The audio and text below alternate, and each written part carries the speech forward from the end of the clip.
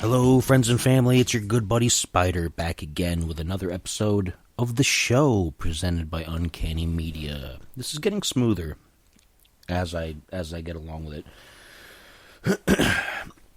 Don't mind me. My tongue is a little numb.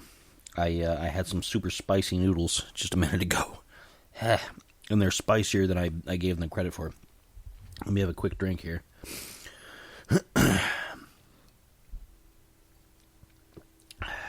Yeah, that's a little bit better. We're back for episode, what is this? This is 41, I think. Episode 41 of the show, which is pretty cool. We've come a long way. We have definitely come a long way from the beginning. It's been a good journey, and we're going to continue the journey. I'm not saying that as a foreshadowing, oh, well, you know, all things come to an end. No, we're going to keep going. It's almost Thanksgiving here in Ohio, which is, probably for the rest of the United States. In another couple of days, it's going to be Thanksgiving. And you know me, I don't really do holidays so much, but I am going to be visiting various people, probably, as long as I feel okay. I've been kind of iffy with colds and things. But, it's going to be Thanksgiving. And for me, I don't do the whole, make sure you say what you're thankful for every day leading to... No, I don't really, I am thankful for various things in my life, but I don't make a big production out of it because it's not a big deal. You should be thankful for the things you have in your life every single day. I don't think it's necessary to have one particular day out of the entire year where that's the day that you make a big deal out of it. I think you should be thankful all the time. And that's usually how I live my life. And I don't walk around going, I'm so thankful for this, I'm so thankful for that. It's a mental, just, you know what, I'm glad I have that kind of thing. I keep it low key. I don't worry about it too much. It's just not a big deal. I just like to keep things in perspective, right? Which is part of the whole self-awareness thing. I talked about that a couple episodes ago, about being self-aware. So on the actual holiday of Thanksgiving, generally if I go anywhere, it's usually just to see family that I haven't seen for a while and to have a good meal and to hang out. It's not for any particular, like, oh, I'm so thankful. And I'm not trying to put that down for anybody who sees that as maybe that's the only time you ever get to go be thankful for things. But that's what I do. And the holidays in general are more for my daughter than anything. She likes holidays because she likes seeing family and she likes different things. We don't celebrate Christmas in my house. We don't have a Christmas tree. We don't get presents. She'll go to extended family and they'll have Christmas parties and she'll get presents there. But that's because I get her things throughout the year that I think she'll like. And I don't think we don't do the religious aspect of Christmas, and I'm not a big fan of the whole materialistic get a bunch of presents one day. Might as well just spend the rest of your time getting nice things for people as they come up. More casual, And she gets a lot of stuff on her birthday too, so her birthday is the one day that she just gets smacked with a lot of presents. And I've had people say, "Oh, well, why would you deprive your child of the magic of Christmas?" And I don't think it's not a big deal. Like, I don't want to lie to her and tell her that Santa Claus is a thing, right? Because I don't want to get her into the habit of thinking, "Oh, my parents lied to me when I was little." So, I want her to always know that we were honest with her.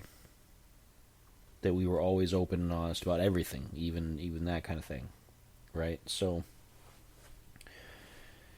and she gets to go see the lights, and she gets to go see extended family and visit places and see decorations, and she's fine with it.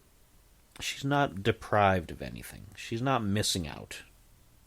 Okay? And like I said, she gets gifts throughout the year for all kinds of different reasons and occasions, and just because I felt like it. So, and we don't do Easter. We don't do, most of those things. Sometimes if we don't go anyplace on Thanksgiving, then we might eat a big meal here. But we don't make a big deal out of it. We don't go around the table and do the "what are you thankful for?" And again, I'm not looking down on other people's traditions for that. I just don't think for us it's necessary. Right? I hope that makes sense. She's not deprived. My daughter is not deprived in any sense of the word. She gets many gifts and throughout her life, and she's well fed. She's happy. She is wearing glasses now. I don't know if I mentioned it on the last episode. She's now wearing glasses. She was having issues with her eyes, and she was having to strain. And so she's got 2 pairs of glasses. She's got Ray-Ban designer glasses. This kid, right? Because that's the frames she wanted. She wanted these Ray-Ban. Not that she knew what they were. She didn't come to me and say, "Oh, I want the Ray-Bans." She was just like, "Oh, I like these. These are pretty." So we paid a whole bunch of extra money outside the budget to get her the frames that she wanted. So yeah, she's joined the rest of us, because most of my family and extended family, we all have glasses. We all have eye deficiencies, vision deficiencies in some way, shape, or form. It's just genetically how the family line is. So, and she's pleased with them. She, like I said, she picked 2 pairs, because she initially went in for a deal. We went for a deal where you can get an examination and 2 sets of frames and lenses for a bargain price, until of course she liked the designer Ray-Ban frames. So it was a bit more expensive than that, but she got 2 pairs of glasses, and they're both different, and she feels good about it. So I'm glad. It wasn't too bad. It's not as big an adjustment as I thought it might be. Sometimes with her, something new like that, it throws her off, and she's kind of like, "Oh, I don't know if I like this," but she's done well with it, and so I'm proud of her.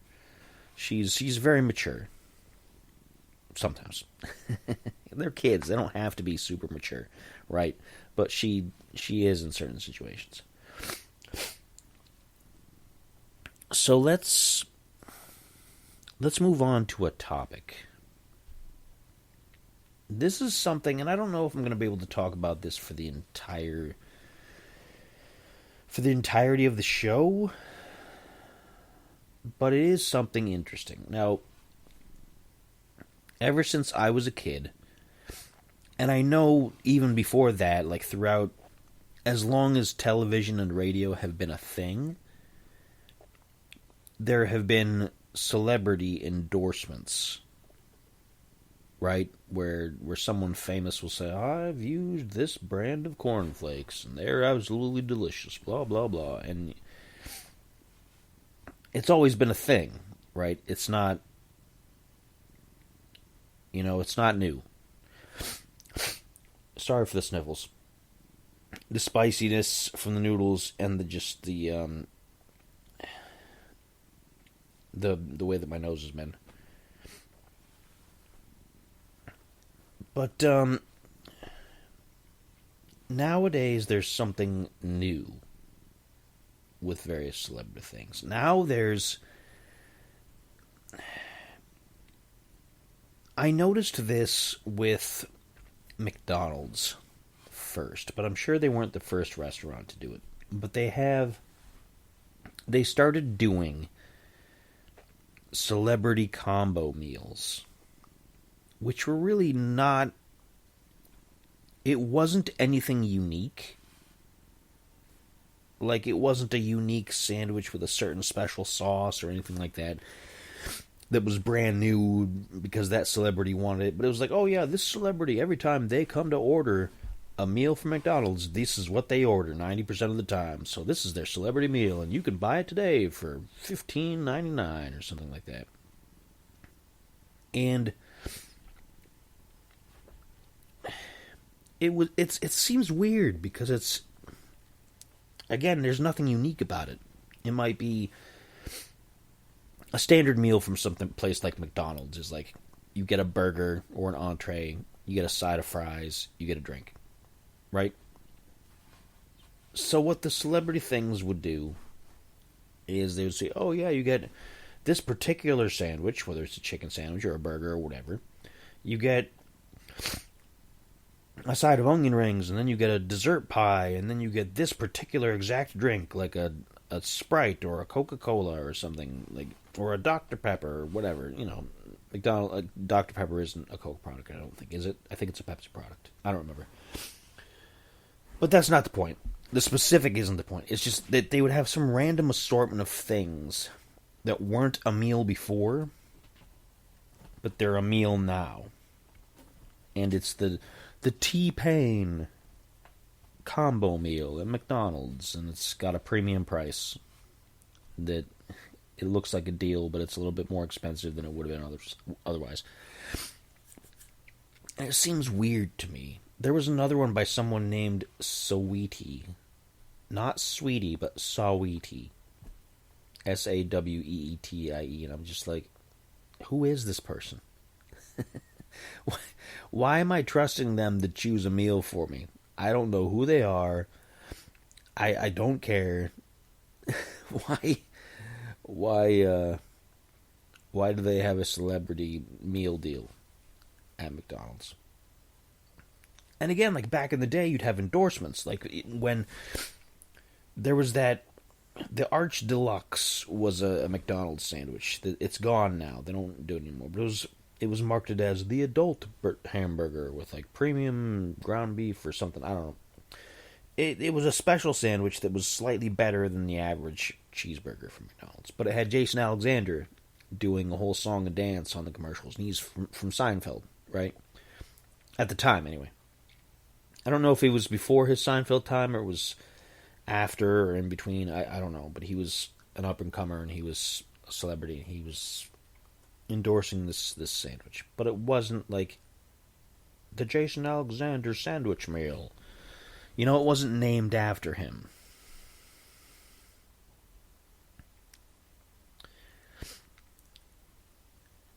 And so it was kind of weird.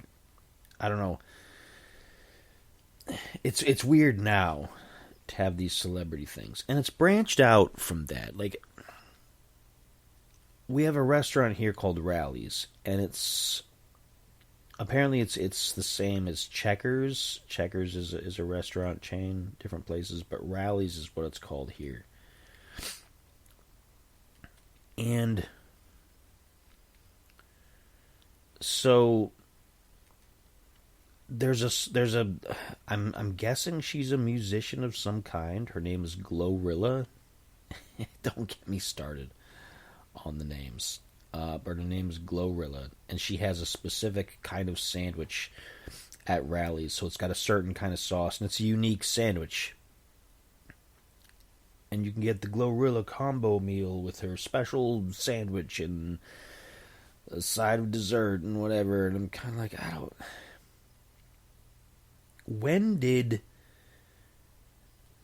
these people decide that I'm not making enough money doing what I'm doing? I'm not making enough millions of dollars as the face of whatever music group or movie or whatever that I'm part of. I'm going to start endorsing, or I'm going to have a custom sandwich at a fast food restaurant to keep myself relevant. Right? When did this happen? When did this begin? It doesn't... I don't know. It doesn't make a whole lot of sense to me. It's goofy. It's kind of goofy stuff. And it gets worse because now that... if you've heard of the game, there's a game called Fortnite, of course.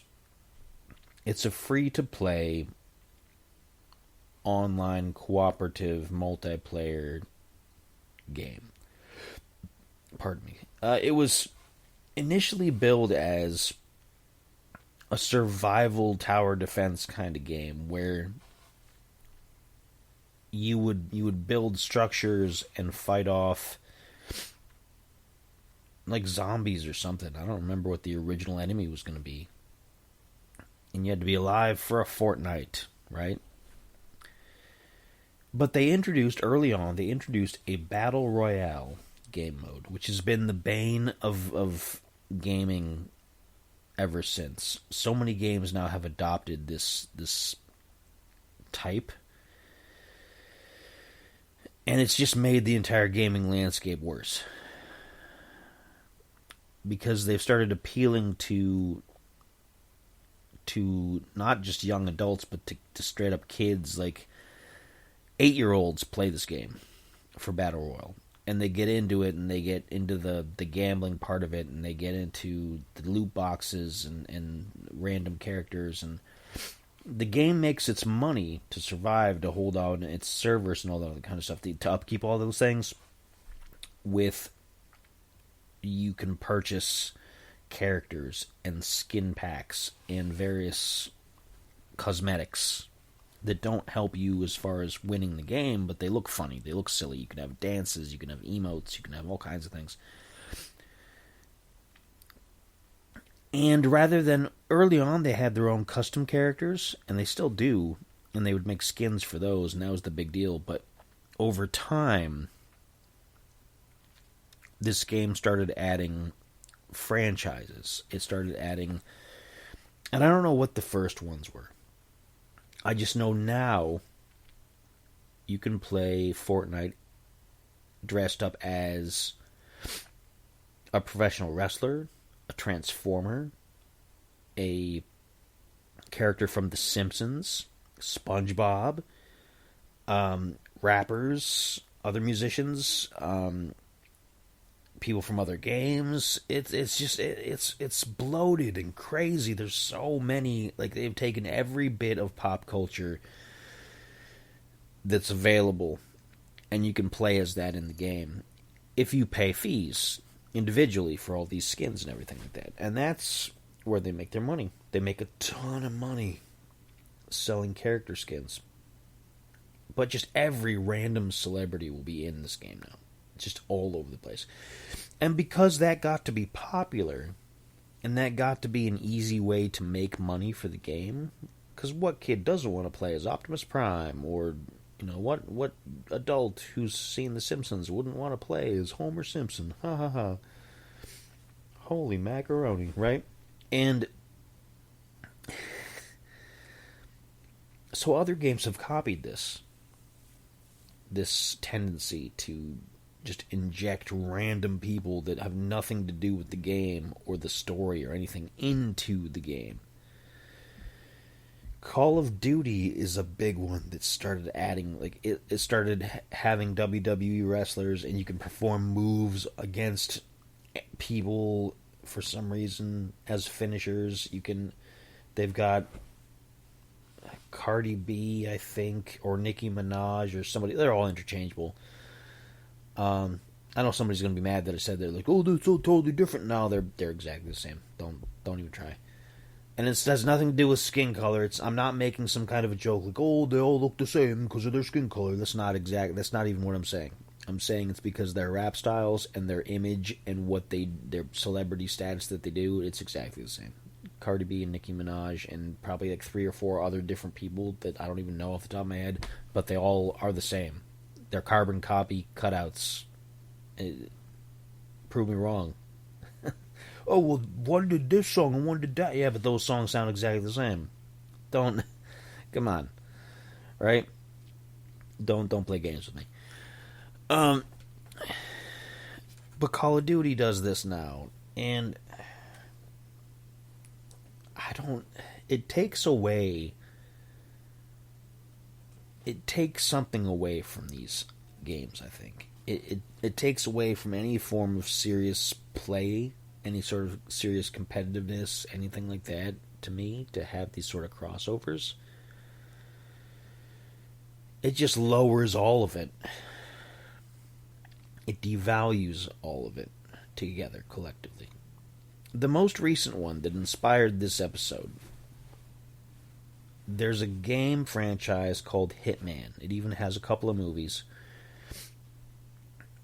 Hitman is, you're a nameless agent, Agent 47, of this assassination group, and you're contracted to perform assassinations. And most of the levels in a Hitman game, you have to be stealthy, you have to dress up, like you have to find a costume like of a chef or a mascot from a team or something that lets you get into an area where people would look at you like, oh yeah, you belong here, obviously, because you're dressed like whatever.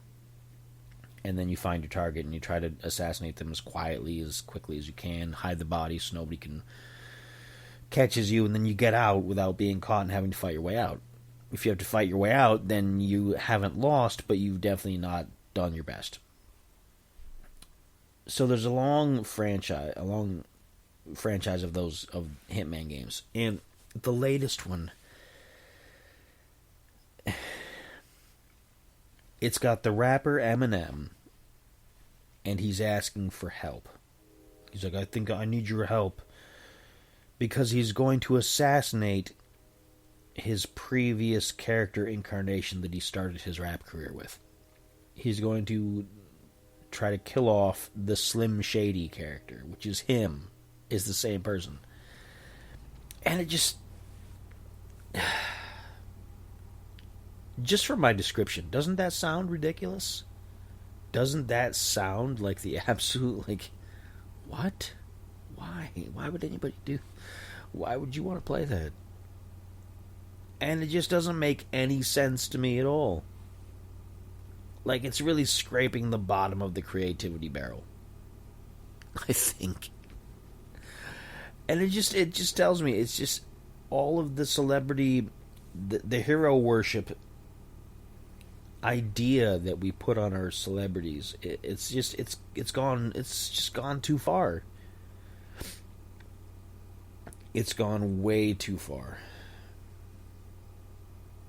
We're putting these people on pedestals in such a weird way that now we've got them doing these nonsensical things in our games, and it just it doesn't make any sense. But kids will buy it all up because they're like, oh, it's Eminem, yeah, we're gonna fight Slim Shady, ha ha ha. And there's no deep thought required. There's no philosophical, like, wait a second, he's just the same person. Why is he... You know... And again, I have to ask, are these people so short on money with their 6 figures of income or more that they've got to put themselves out in these video games like that? Now, I've liked in the past when a game has a cameo from another game character sometimes, if it makes sense. A lot of times it doesn't. Like, there's a fighting game series called Soul Calibur, which is super guilty of the worst kind of... And you know what? Mortal Kombat has started to get bad like this too. But let's talk about Soul Calibur for a minute. They've started to get really bad with the introduction of extra characters that don't fit at all, but because people are like, oh yeah, that's really cool, I love playing stuff, ha, then they put them in just for fan service. They've had Star Wars characters in Soul Calibur, and it's not a sci-fi, it's a fantasy fighting game with swords and magic and whatnot. But you can have Darth Vader in there, and you can have Yoda in there. They added The Witcher, which makes a little bit more sense than other things, but then they also added who else? They added Link from the Legend of Zelda. in Soul Calibur. Like, what sense does that make? But then, Nintendo has been doing crossovers of its games for a long time. In Super Smash Brothers, of course, you've got characters from multiple game franchises. You've got Kirby and Mario and Link and Final Fantasy and this and that and Star Fox and whatever. So, I guess it's not unprecedented. But it just seems weird to have some really disparate characters dropping in that don't, Yoda in Soul Calibur, Link, come on. Mortal Kombat has become, over the last 3 or 4 games, they've gotten really guilty of that. I first noticed it either in Mortal Kombat X or Mortal Kombat XL. I don't remember. Probably Mortal Kombat 11, I know for sure. You had RoboCop, you had the Terminator, you had Rambo, and it's kind of like, all right, you're starting to really jump the shark a little bit with this, okay? And they've had Joker in there because they did the same company did in the Injustice series of games, which Injustice was a DC Universe version of Mortal Kombat fighting, but it was based on the Injustice series of comics. And they had Joker in Mortal Kombat, and then they had Sub-Zero from Mortal Kombat in the Injustice games. But now you've got somebody from the Invincible cartoon and comic. You've got the Ghostface killer from Scream. You've got, with the T-1000 from Terminator 2, and Conan Barbarian was in one of them. And it's gone too far. The cameos, the celebrity combo meals, it's too much. It's too much. The lines are so blurred with everything, just to keep people's attention. Are people that starved for creative content that all it takes is a little bit of a cameo from a different franchise to be like, oh yeah, look at this, haha, they're in this game or they're in this movie, haha. I don't buy the Saweetie meal. I don't know. It doesn't make a lot of sense to me, and it puts me off. It puts me off. I have played a couple of the Hitman games, but now that I know that Eminem is fighting his own alter ego, I don't want to play anymore. I don't want to get any more Hitman games. I don't play Fortnite. One of the big reasons being because of all the different just franchise, everything showing up. Because it doesn't make any sense. There's no point. And Call of Duty is getting be. I haven't played. I'm playing a Call of Duty game right now with a few of my gaming people, with Rob from This Uncanny Earth and with a couple other people, because he asked me to. He said, oh yeah, we should play the new campaign. It's free on Game Pass. I wouldn't have paid for it.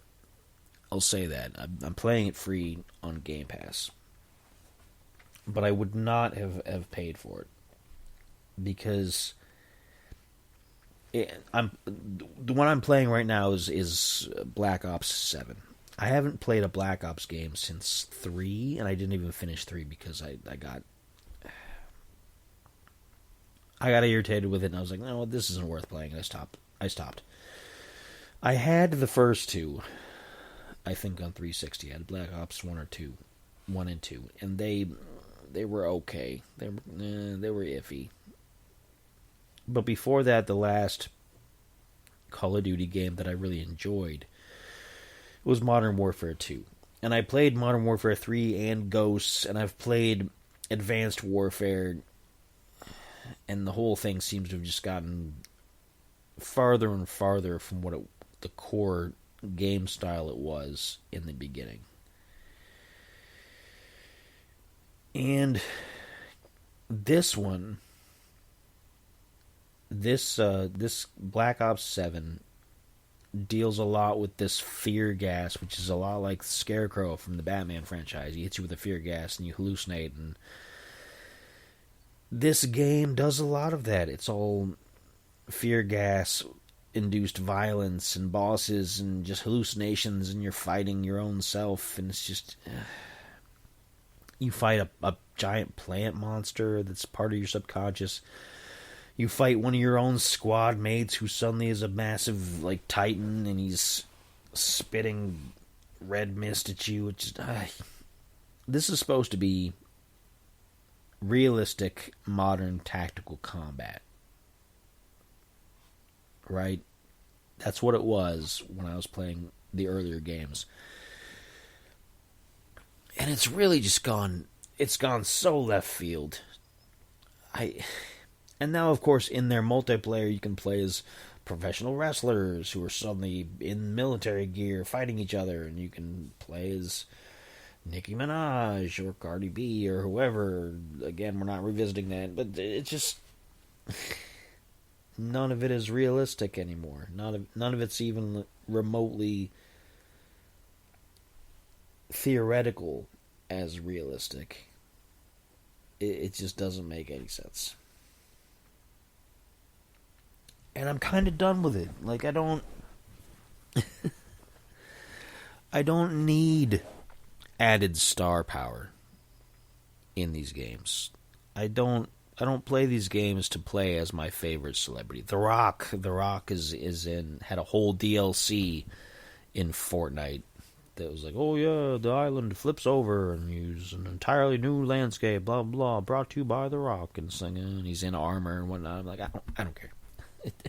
I don't care. I don't need these crossovers. I don't want these crossovers. They don't make sense to me. Why are we doing that? Why does someone named Glorilla have a special sandwich at Checkers and Rallies?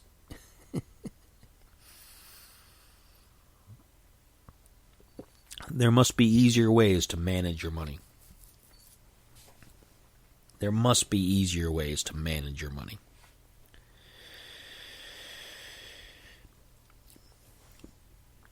So I'm over that. I'm over it. I skip most games that have the blatant, weird fan service, celebrity cameo kind of stuff. I'm kind of like, whatever. I'm not into that.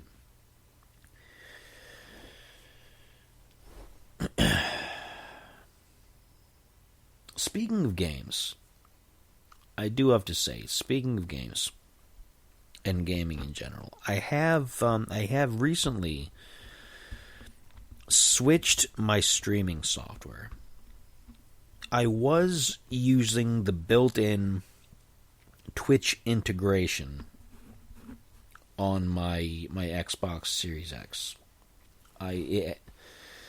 When they first allowed game streaming straight from the console, Xbox had a couple of options. They had their own in-house streaming program called Mixer,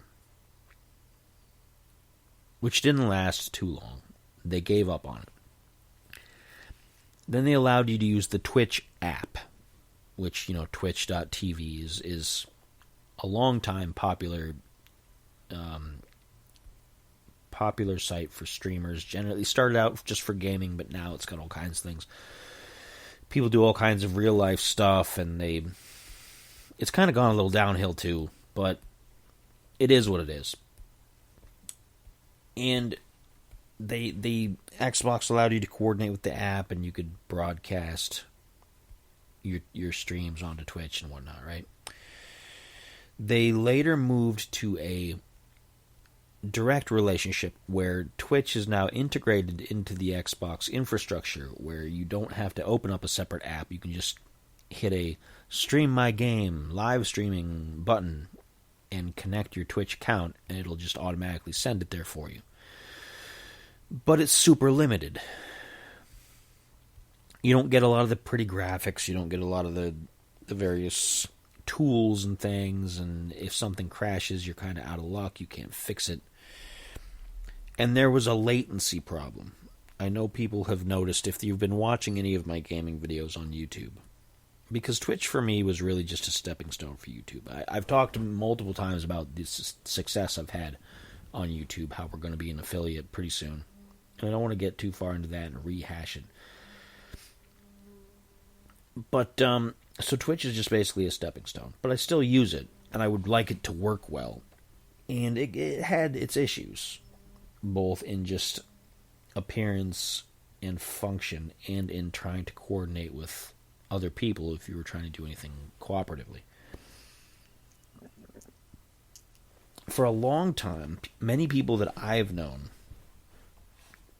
have been using a program called OBS. It's Open Broadcasting Software is what it's called.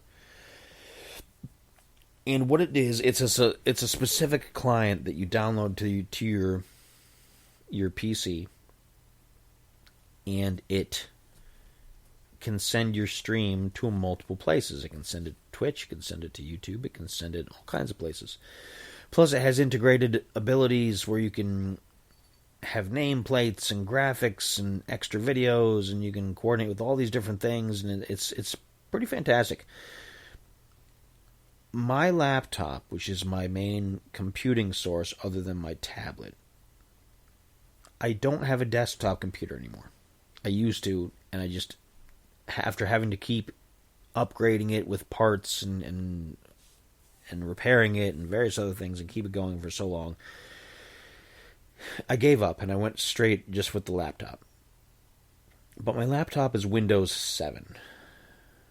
Because I have not liked any of the versions of Windows since. I don't like app-based operating systems. If I'm using apps, I want them only on my mobile devices. I don't want to use apps for my PC. I want to use programs, because programs are more powerful than apps. They always will be.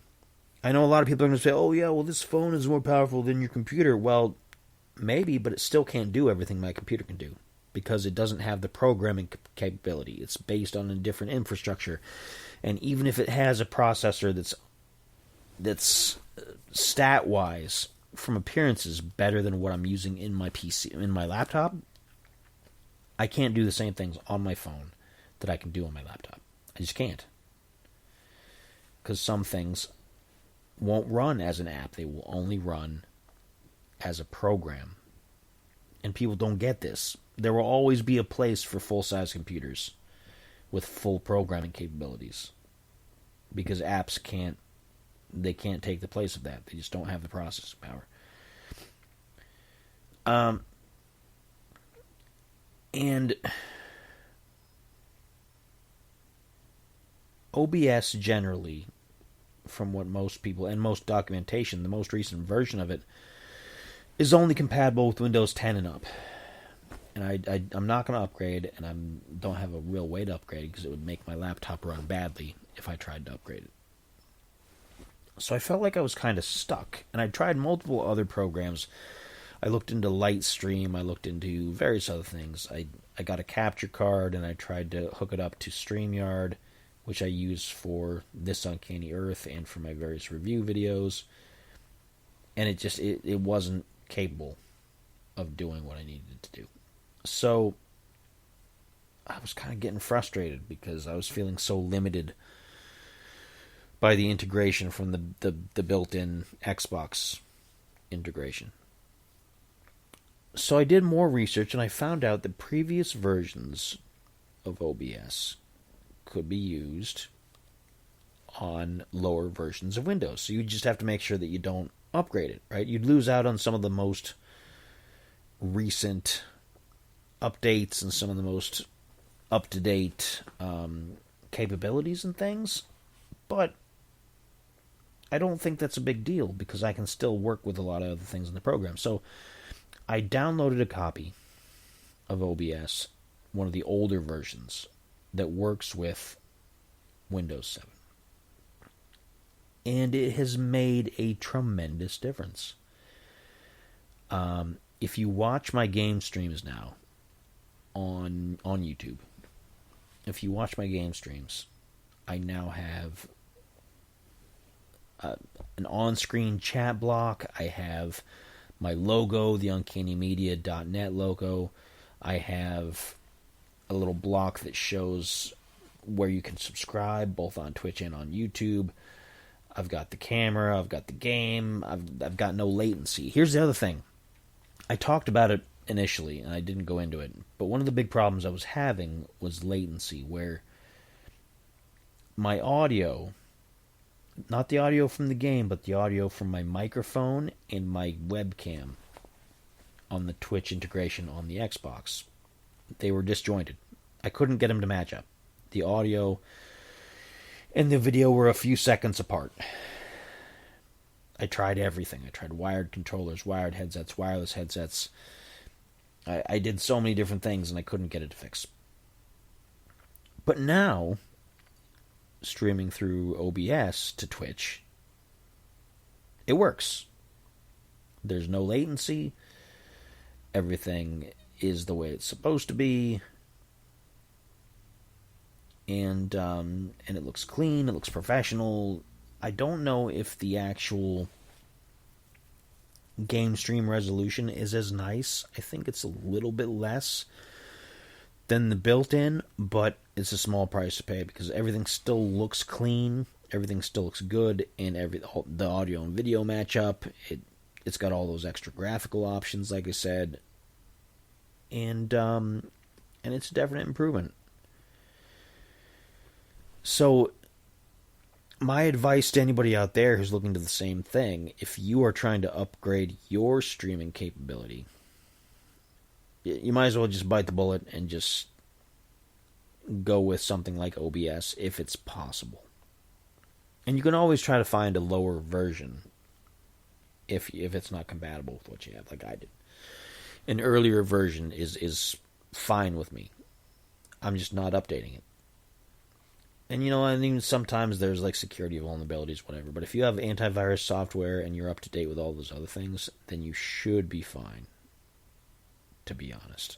Especially if you're just a nobody like me. And I don't mean that like, oh, well, I'm just some nobody. I mean, I'm not. No hacker is looking for somebody like me. Because I don't have the data that they want. I don't have the processing power that they want. I don't have anything they really want. So I don't need like the absolute best possible software to defend against that kind of thing. I'm not the Pentagon. I'm not Super Spy. So it's not important that I have the most absolute best security possible because I don't need it. What I have works at a minimum, and I think it's fair. So if you look at my game streams on YouTube, you will notice a marked improvement in appearance and in function, and it's kind of cool. It's some good stuff. And I'm going to continue to try to make more quality of life improvements as I continue. Like I said, I'm going to be an affiliate with YouTube probably by next year, if not by the end of this year. It's a fine line right there, saying by the end of 2025 versus the beginning of 2026. But there's a few days, a few weeks in between there, right? It's kind of negligible in the long term, but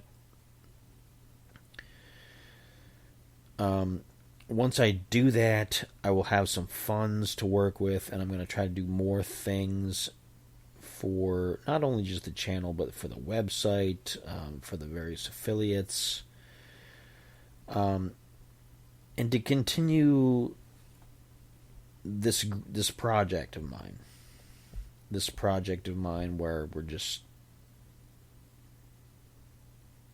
we're continuing to bring you great content. We're continuing to entertain you as best we can.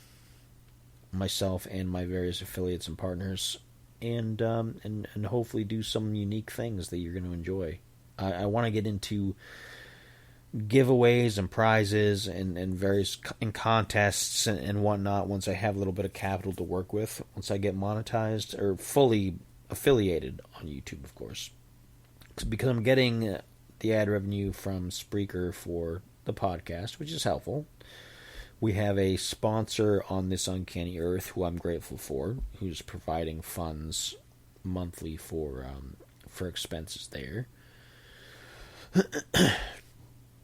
And as much as I can say I'm not really doing this for the money, I do it because I like to do it, which is true. Money is important. It is important to have the funds to do what I want to do. Right? If you don't have the funds to accomplish what you need to do, then you're not going to be able to do it. So, I would not mind making a living doing what I'm doing. And I think I'm very close to being able to do that. With all of your help, of course. Everybody that's listened and tuned in and clicked a link, and everybody has helped. And I appreciate it. I definitely appreciate everything that everyone does, all the attention that they give to what I'm doing. And sharing the links and subscribing and telling your friends. I do appreciate all that. So that's the future. That's where we're headed. That's what the long-term plan and goal is. And that being said, there's another thing I want to talk about this briefly. I know I had a good conversation with one of the members of the Evan Essex writing team for Jack and V. I don't want you people to forget. Jack and V is available on Amazon, by the way. Amazon Kindle. And we had a good conversation about AI and how it's changing things. And I'm a bit more cynical about how quickly maybe that's going to happen. Like right now, most of the AI stuff I see is in entertainment and it's in brain rot. It's stuff that's kind of like, okay, animated Bigfoot kind of stuff, you know. And I have noticed something recently. I noticed one of my radio contemporaries. Conveniently, it seems like every person that I ever have a problem with in radio is from Washington State. It's weird. This is not the same person who I had the legal trouble with. Okay, and I'm not going to name names and go nuts about it because, again, I'm not trying to start more arguments with people, and I'm not looking just to tear down people just because I can. Because, you know, I think these people are doing a good enough job on their own. This is a competitor. Well, I never saw them as a competitor, but they saw themselves as a competitor to This Uncanny Earth. Because we were in the paranormal sphere as far as what our topics were and that kind of thing. And they, for some reason, they treated us like we were a threat. Like we were... And they would snidely say things about us all the time on social media. And about how they don't do the same things that we do and blah blah, and they're so much better, and they've been doing this for 50 years and 60 years and whatnot, and all this other kind of whatever. And recently, because I'd stopped following what they were doing, I was like, you know what, you people you're just talking badly about us for no reason. I'm not interested in what you have to say. So I stopped watching what they were doing for the longest time. And I just recently decided, I'm going to check in because the host for that show and that radio network has had a history of some health problems, and I wanted to find out, hey, is he still kicking? Is he still... And I don't mean to say that in a flippant, like, oh, did he kick the bucket yet? I'm not trying to be, disrespectful in that way. I'm just curious on what was going on with him, right? And apparently they're using AI. They're using AI images of themselves. The people on that show are using AI images of themselves that have been prettied up to look nicer than they are based on their age and things. And they just feed their lines in there and do recorded voices, and they just have these AI images speak their lines. And I guess I'm not surprised. I guess I'm not surprised that they would take shortcuts like that, which I see as kind of lazy. If you've had 50 plus years of fans and experience and whatnot and what you're doing, why would you suddenly undercut yourself by creating an AI model of yourself to attach your words to?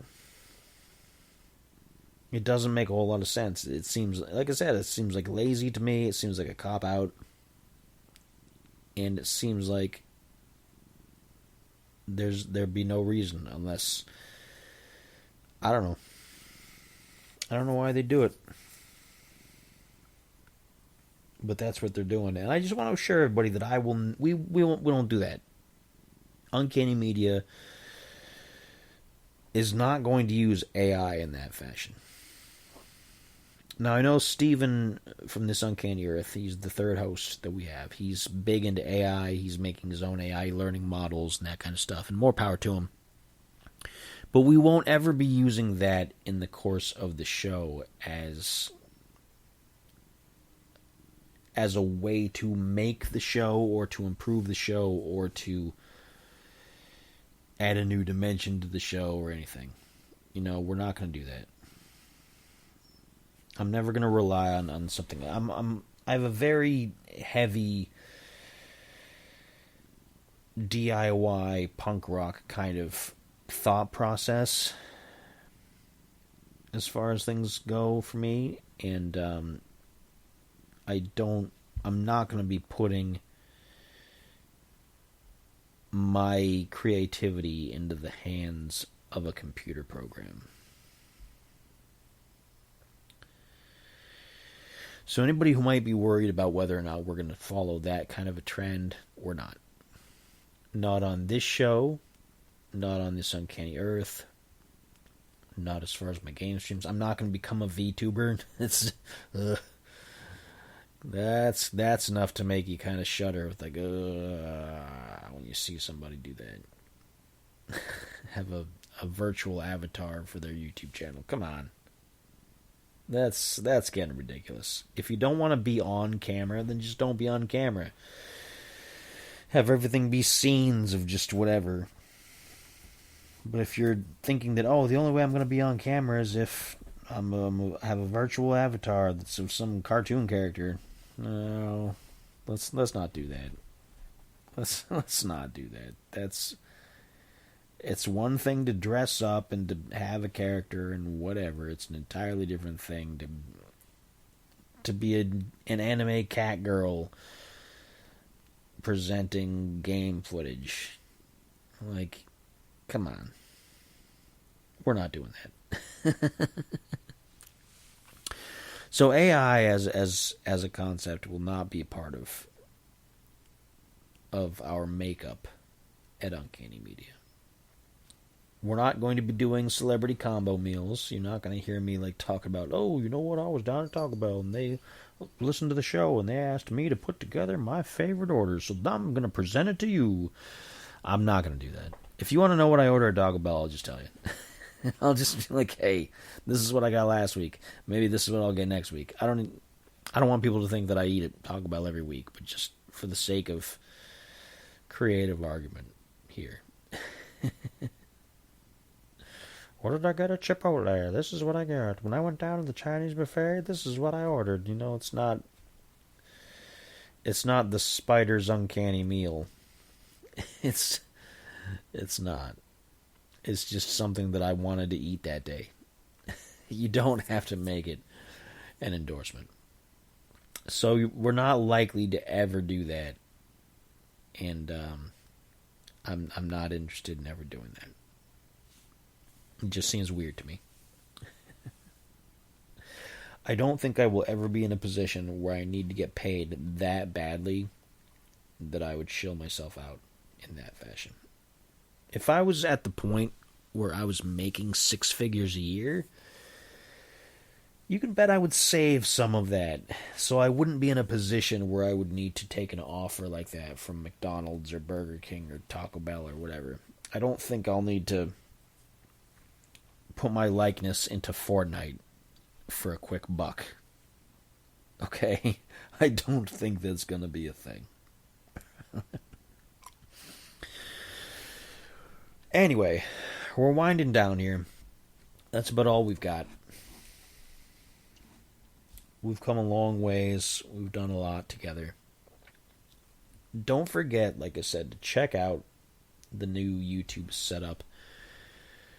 Go to YouTube, go to Spider Does Things, and you can see I have 2 or 3 videos now with the new graphics. You can see kind of the evolution.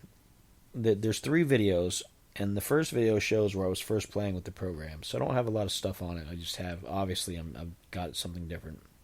The second one is my first initial setup of the graphics. And the third one is my final configuration, I think.